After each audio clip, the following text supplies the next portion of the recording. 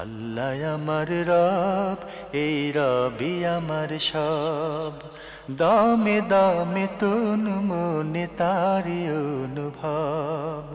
তোমার দুনিয়াতে আমি যেদিকে তাকাই, অথই নিয়ামতে ডুবে আছি সবাই।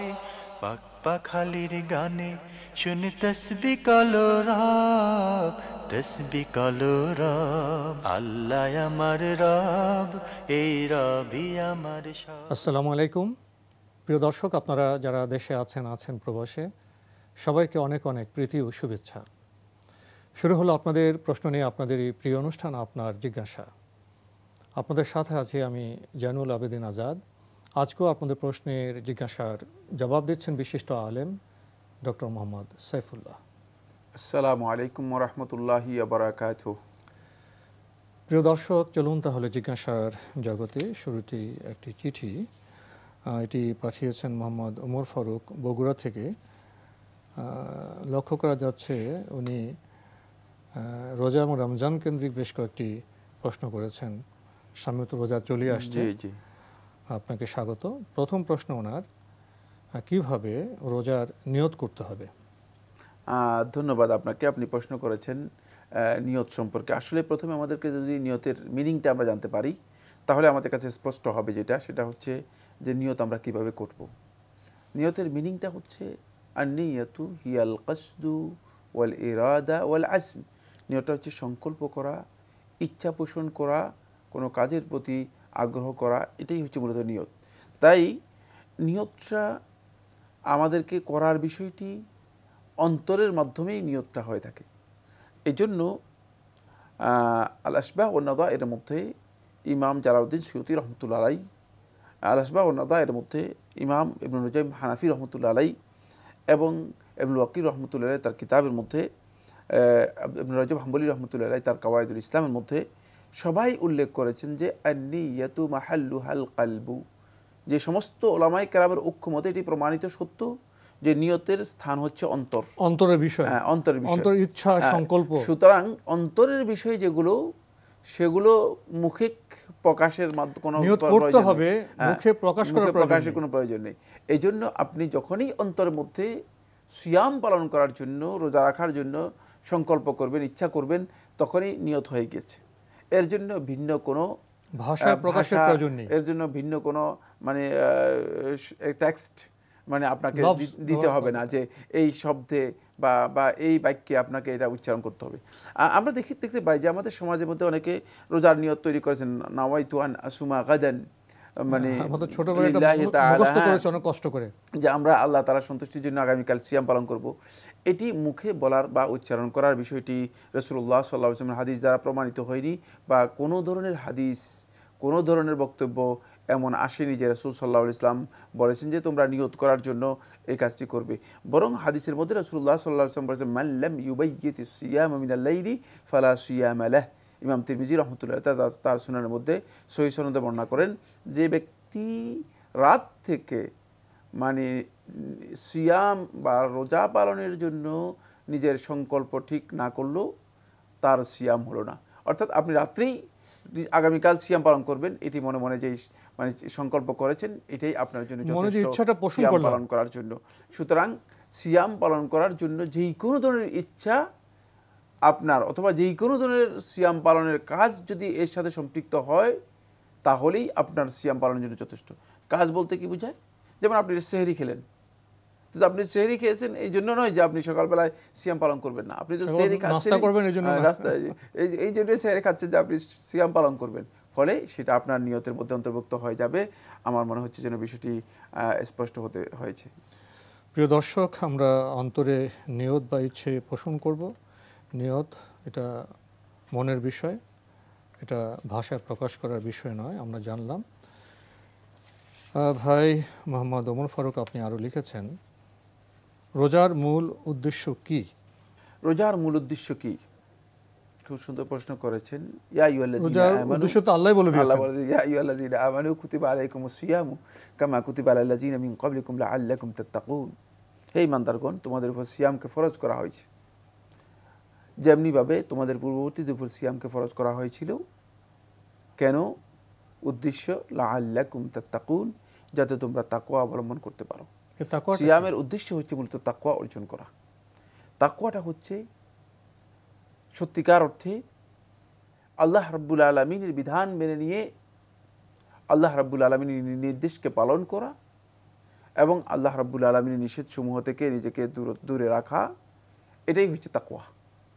সহজ কথায় এটাকে তাকওয়া বলা হয় থাকে। আমরা এই তাকওয়া ততক্ষণ পর্যন্ত অর্জন করতে পারবো না যতক্ষণ পর্যন্ত আল্লাহর বিধানের প্রতি আমাদের সত্যিকার অনুরাগ এবং ভয় এবং ভালোবাসা, এই তিনটি জিনিস তৈরি না হবে। আমি কিন্তু খুব সংক্ষেপে যে কথাটি বলছি সেটা হলো যে আল্লাহ রাব্বুল আলামিনের বিধানের প্রতি যদি আমাদের সত্যিকার অনুরাগ এবং ভয় এবং ভালোবাসা, এই তিনটি জিনিস যতক্ষণ পর্যন্ত আমাদের মধ্যে তৈরি না হবে ততক্ষণ পর্যন্ত কিন্তু আল্লাহর বিধানকে আমরা সেভাবে মেনেও নিতে পারবো না এবং আল্লাহর বিধান থেকে যেগুলো নিষেধ করেছেন সেগুলো থেকে নিজেরা দূরে থাকতে পারবো না। যেগুলোকে আল্লাহ সুবহানাহু ওয়া তাআলা করতে বলেছেন, নির্দেশ দিয়েছেন, সেগুলো পালনও করতে পারবো না। এই জন্য এই তিনটি কাজের মাধ্যমে মূলত আল্লাহ রাব্বুল আলামিনের তাকওয়া অর্জনের জন্য চেষ্টা করতে হয়। আর তাকওয়াটা অর্জিত হয়ে থাকে দুটি কাজের মাধ্যমে। তাকওয়াটা অর্জিত হয়ে থাকে দুটি কাজের মাধ্যমে। একটা হলো হারাম গর্হিত যে সমস্ত কাজ রয়েছে, নিষিদ্ধ যে কাজগুলো রয়েছে সেগুলো থেকে আপনাকে বিরত থাকতে হবে। দ্বিতীয় যে বিষয়টি সেটি হচ্ছে যেই সমস্ত কাজ করার জন্য আমাকে আপনাকে নির্দেশ দেওয়া হয়েছে আল্লাহর পক্ষ থেকে, যেমন সালাত আদায় করার জন্য, সিয়াম পালন করার জন্য, হজ আদায় করার জন্য ইত্যাদি ইত্যাদি, সেই কাজগুলো আমাদেরকে করা, কতগুলো কাজ থেকে দূরে থাকা, কতগুলো কাজ করা। এর মাধ্যমে আপনি সত্যিকার অর্থে যেই কাজটি এর রেজাল্টটা যেটা পাবেন এটার নাম হচ্ছে তাকওয়া। এই রেজাল্টটুকু আপনার জীবনের মধ্যে, সেটা আপনার কথায়, আপনার কাজ এবং অন্তরের উপর সে রেজাল্টটুকু বহিঃপ্রকাশ ঘটবে এবং সেখানেই আল্লাহ ভীতি আপনার অন্তরের মাধ্যমে প্রকাশ লাভ করবে। আপনি আমাদের আজকের এই অনুষ্ঠানে রোজার মূল উদ্দেশ্য প্রসঙ্গে তাকওয়ার কথা বললেন। আমরা অতীতে লক্ষ্য করেছি প্রায় প্রতি বছরই রোজার প্রায় 30টা দিনই বিভিন্নভাবে মসজিদে, অনুষ্ঠানে, সামাজিকভাবে তাকওয়ার কথা বলা হয়, তাকওয়ার কথা আলোচনা করা হয়। এবং তাকওয়া শব্দটি প্রত্যেকের কাছে পরিচিত, অর্থ যারা না জানেন তারাও বুঝে তাকওয়া তাকওয়া তাকওয়া তাকওয়া শব্দ বুঝেন। জি, কিন্তু এই তাকওয়া শব্দটি বহুল শ্রবিত, বহুল উচ্চারিত এই বিষয়টি, কিন্তু তাকওয়ার ফল তো আমরা দেখছি না সমাজে, ব্যক্তি জীবনে। আপনি বললেন যে এই তাকওয়ায় পৌঁছতে হলে অনুরাগ থাকতে হবে আল্লাহর বিধানের প্রতি, আল্লাহর বিধানের প্রতি আমরা ভয় থাকতে হবে, ভালোবাসা থাকতে হবে। অনুরাগ কখন সৃষ্টি হবে আমরা তো জানি না। ইসলামী বিধানগুলি কি, বিধানের সৌন্দর্য কি, এই বিধানের উপকার কি, বিধান না মানলে কী কী হবে, এবং আমরা যে আফসোস করছি প্রতিদিন, আমার সন্তান ভালো হচ্ছে না, বাজারে গিয়ে বলি ভালো পণ্য পাচ্ছি না, সব জায়গায় ভেজাল। তো আসলে অনুরাগ যে সৃষ্টি হচ্ছে না, তো অনুরাগ কখন সৃষ্টি হবে? যখন জানবো, উপলব্ধি করবো। তো আমরা তো জানিই না, তাহলে আমরা তাকওয়া কীভাবে অর্জন করবো? হ্যাঁ, এই জন্যই তো মূলত এই তিনটি পয়েন্ট, যে তিনটি পয়েন্টের কথা বলা হয়েছে, যে অনুরাগ, ভয় এবং ভালোবাসা আল্লাহ রাব্বুল আলামিনের বিধানের প্রতি, এটি সেই ব্যক্তি অর্জন করবে যে ব্যক্তি জানবে। এই জন্য আল্লাহ তাআলা বলেছেন কোরআনের মধ্যে, ইন্নামা ইয়াখশাল্লাহা মিন ইবাদিহিল উলামা, যে জানবে আলেম সেই কেবল আল্লাহকে ভয় করতে পারবে। এখানে আল্লাহর বিধানের প্রতি তার অনুরাগ তো কোনোদিন আসবে না। আলেম অর্থ জানা, জ্ঞান অর্জন করা। এখন আপনি আল্লাহর বিধানের প্রতি তার অনুরাগ আসবে কোত্থেকে? সে তো বিধান সম্পর্কে, বিধানের সৌন্দর্য সম্পর্কে জানলাম, কিছুই সম্পর্কে জানে না। এই জন্য মূলত আমরা অনেকেই দেখি যে গতানুগতিক ধারায় যে সমস্ত আমাদের আমলগুলো চলছে, এর মাধ্যমে মূলত আমরা সত্যিকার মূল রেজাল্ট যেটি পাওয়ার কথা ছিল, যেমন সালাত থেকে আপনার একটা রেজাল্ট পাবো না, অন্যায় করব না, অশ্লীল কাজে যাব না, কিন্তু সালাতও পড়ছে, অন্যায় করছে, অশ্লীল কাজও করছে, সালাতও পড়তেছে, হারাম কাজও করতেছে। তার কারণ একটাই, সেটা হচ্ছে তিনি মূলত আল্লাহর বিধান সম্পর্কে সত্যিকার জ্ঞানই রাখেন না। এই জন্য আল্লাহর বিধান সম্পর্কে জ্ঞান না রেখে তাকওয়া অর্জন করার কোনো সুযোগ নেই। কারণ আপনার এটি অন্তরে অর্জন হবে না যতক্ষণ পর্যন্ত আপনি আল্লাহর বিধান সম্পর্কে জ্ঞান অর্জন না করবেন। আর জ্ঞান অর্জন করলেই তখন সেখানেই আসবেই, তখন দেখতে পাবেন যে আল্লাহর বিধানের প্রতি আপনার একটা অনুরাগ তৈরি হচ্ছে, ভালোবাসা তৈরি হচ্ছে, আল্লাহর বিধান ব্যাপারে ভয় তৈরি হচ্ছে। এবং এই ভয়টা আপনার এমন কাজ করবে যে যখনই আপনি হারাম কাজে অগ্রসর হবেন তখন আপনার অন্তর প্রকম্পিত হবে। আমার তাকওয়া আমাকে বাধা দেবে, আপনাকে আপনার ভিতর থেকেই, আপনার অভ্যন্তর থেকেই কোনো এক প্রতিবন্ধক বাধাদানকারী মনে হয় যেন আপনাকে এসে বলবে যে এটি হারাম, এটি তোমার পক্ষে করা উচিত হবে না, তুমি ঈমানদার। তাই এই কাজটি তখন হবে যখন আপনি এই বিষয় সম্পর্কে, বিধান সম্পর্কে জানতে পারবেন। না জেনে মূলত এই তাকওয়াটুকু অর্জন হবে না। মোহাম্মদ ওমর ফারুক আপনার চিঠি পড়ছিলাম, আপনি শেষে প্রশ্ন করেছেন সেহরি ও ইফতারের বিধান কি? সেহরি এবং ইফতার এই দুটি মূলত ইসলামের মধ্যে অত্যন্ত গুরুত্বপূর্ণ সুন্নাত। সিয়ামের জন্য রাসূলুল্লাহ সাল্লাল্লাহু আলাইহি ওয়াসাল্লাম এটাকে খুব গুরুত্ব দিয়েছেন। সাহারিকে এত বেশি গুরুত্ব দিয়েছেন যে রাসূলুল্লাহ সাল্লাল্লাহু আলাইহি ওয়াসাল্লাম বলেছেন যে আমাদের সিয়াম এবং অন্যদের সিয়ামের মাঝে, অন্যদের বলতে ইঙ্গিত দিচ্ছেন আল্লাহ নবী সাল্লাল্লাহু আলাইহি ওয়াসাল্লাম, ইহুদিদের সিয়ামের মধ্যে অথবা আহলে কিতাবদের সিয়ামের মধ্যে পার্থক্য হচ্ছে এখানেই যে তারা সাহারি করে না আর আমরা সাহারি করি। তাহলে বোঝা গেল যে আমাদের সিয়ামটা অত্যন্ত ডিস্টিংগুইশড, বিশেষিত। সেটা হলো এই সিয়ামের মধ্যে সাহারি থাকবে, একটা বৈশিষ্ট্যমণ্ডিত, সেটা আমরা সাহারি করব।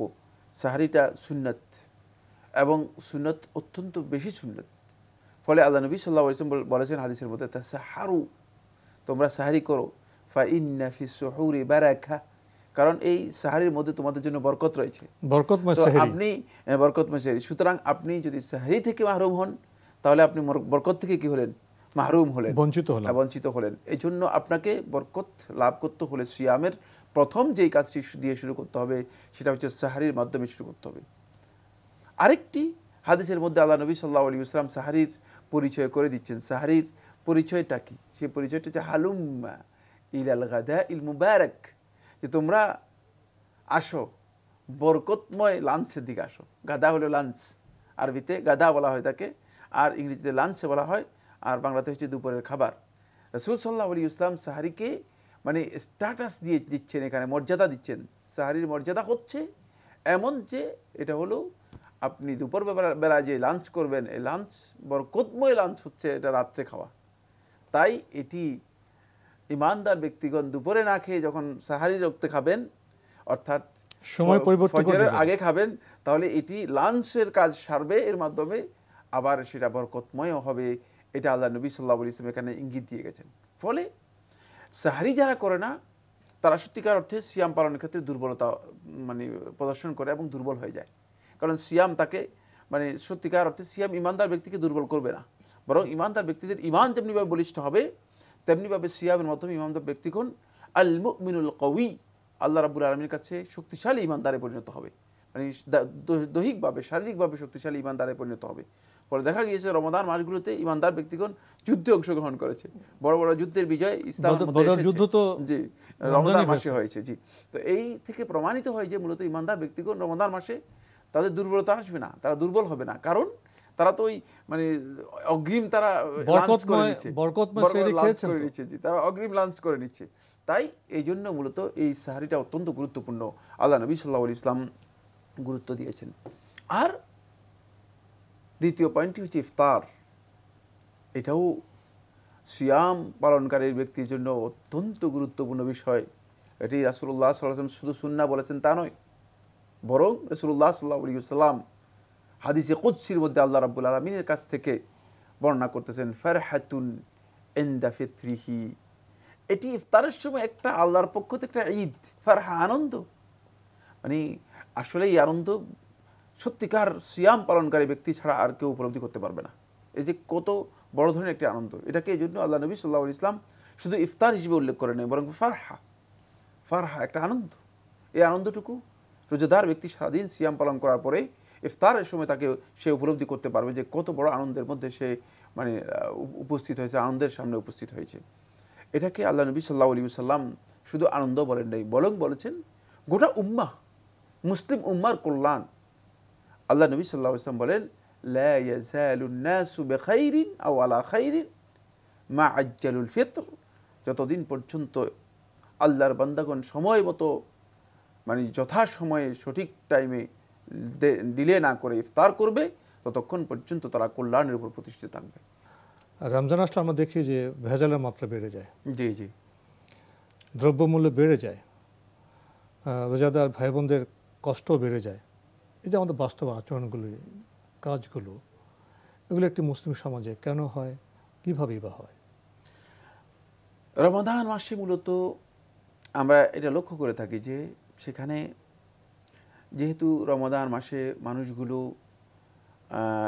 সিয়াম পালন করার জন্য বিভিন্নভাবে আল্লাহর দিকে মনোনিবেশ করে বেশি, এবং স্বাভাবিকভাবেই আল্লাহর বিধান পালন করার জন্য অবস্থা এমন হয় যে যে মানুষের বিভিন্ন জিনিসের চাহিদা বৃদ্ধি পায় অনেক বেশি।